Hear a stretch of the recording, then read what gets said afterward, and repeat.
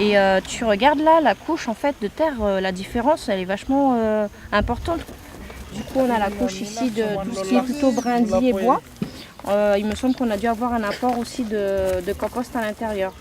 Donc là on voit qu'il y a un bon développement du système racinaire et on a également les champignons qui aident à dégrader un peu aussi les petits bois.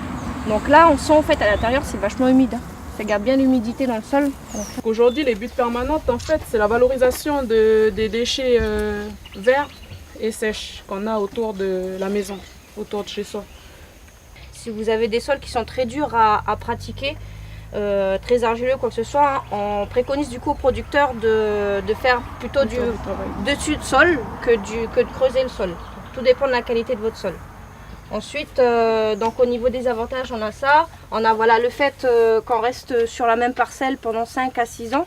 Donc le fait que la butte elle soit auto-fertile. On travaille du coup avec tous des éléments riches azote, carbone et compost. Mais au fait, moi j'ai fait une butte et puis j'ai mis le tarot d'eau. J'ai mis le tarot d'eau. Parce que le tarot, il ne pousse pas en descendant, il pousse en montant. Donc après, au fur et à mesure, j'ai rajouté de la terre pour repailler. Et entre, j'ai mis les petits légumes. Puis ça pousserait bien. Donc, normalement ici, on ne voit pas très bien, mais on a tous des rondins, de gros rondins de bois en fait. Que ce soit décomposés ou pas. Les plus gros rondins peuvent aller à peu près à 30 cm de diamètre. Le système de butte permanente, donc on a vu, a pour but en fait d'avoir un sol fertile pendant 5-6 ans environ. Donc tout en utilisant tous les matériaux qu'on peut trouver autour de notre champ, donc sans forcément utiliser du gros matériel. Donc on travaille avec des producteurs qui ont très peu de moyens et également sans avoir de coûts supplémentaires pour incorporer de la matière organique dans le sol.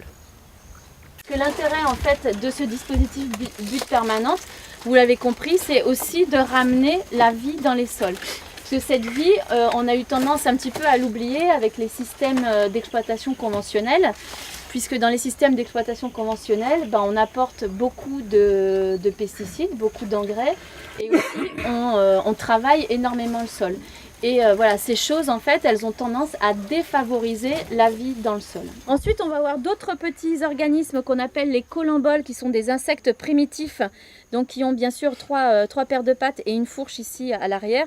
Donc c'est tout petit, hein, donc il faut une loupe, même plus qu'une loupe pour les voir, qui eux vont avoir tendance à fragmenter encore plus les morceaux.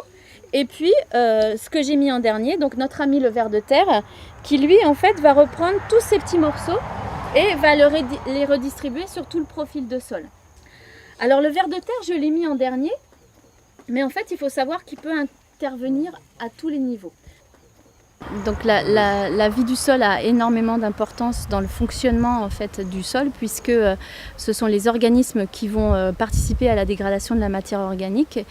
Et donc plein de petits organismes comme les acariens, les colamboles, les yules, mais aussi les vers de terre. Et le ver de terre, lui, il a une action complémentaire dans le sens où, en plus de participer à la dégradation de la matière organique, il va aussi en fait agir sur la structure du sol et il va aussi redistribuer la matière organique.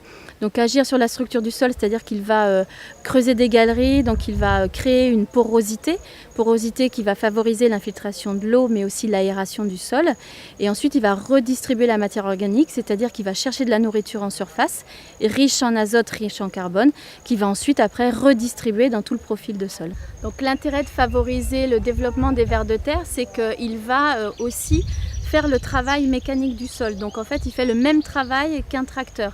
C'est-à-dire que via son activité, il va creuser des galeries, il va aérer le sol, il va redistribuer la matière organique. Donc exactement ce qu'on fait quand on passe le tracteur, où on essaie de décompacter et de redistribuer la matière organique.